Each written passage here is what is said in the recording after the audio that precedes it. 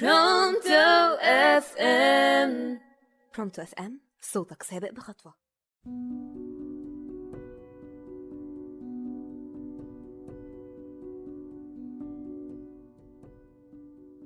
صباح الخير والجمال على حضراتكم.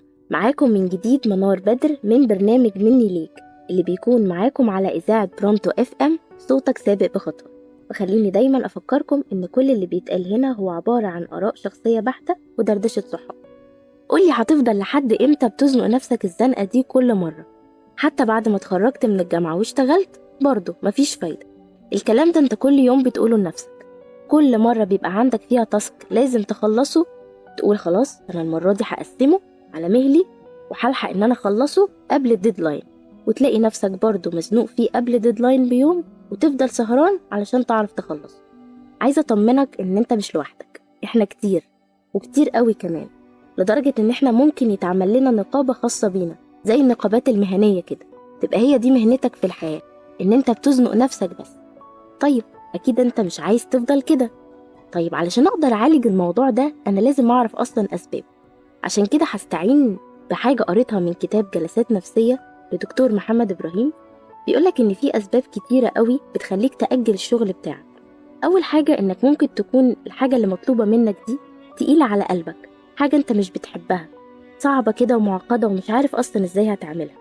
تاني سبب إن في بعض الأشخاص ده بيكون جزء من صفاتهم، هما كده مش بيحبوا إن هما يخلصوا الحاجة في وقت معين، ما بيحبش حد يحدد لهم وقت معين أو جدول أو ميعاد تسليم معين. الحاجة التالتة هو إنك ممكن تكون خايف ما تعرفش تعمل الحاجة اللي مطلوبة منك كويس، فخوفك ده بيمثل عبء عليك وبيخليك تقعد تأجل الحاجة دي.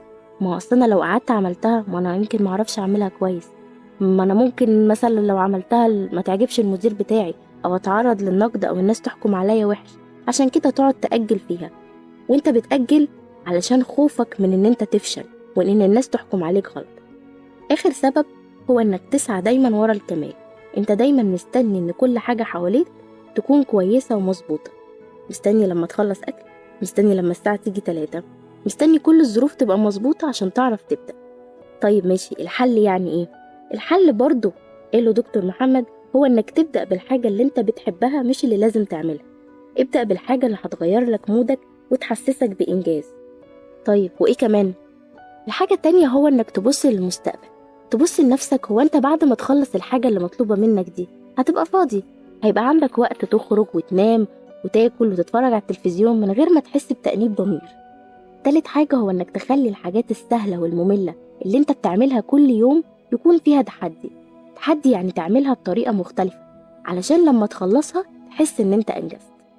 وخدها مني ليك، أنا عارفة إنك عارف الكلام ده كويس جدا وسمعته قبل كده بدل المرة 100، بس مش عارف تطبقه وكل مرة بتحاول بتفشل. عايزة أقولك إن ده طبيعي إن أنت تحاول وتفشل، ولازم تفضل تحاول وتجرب على قد ما تقدر.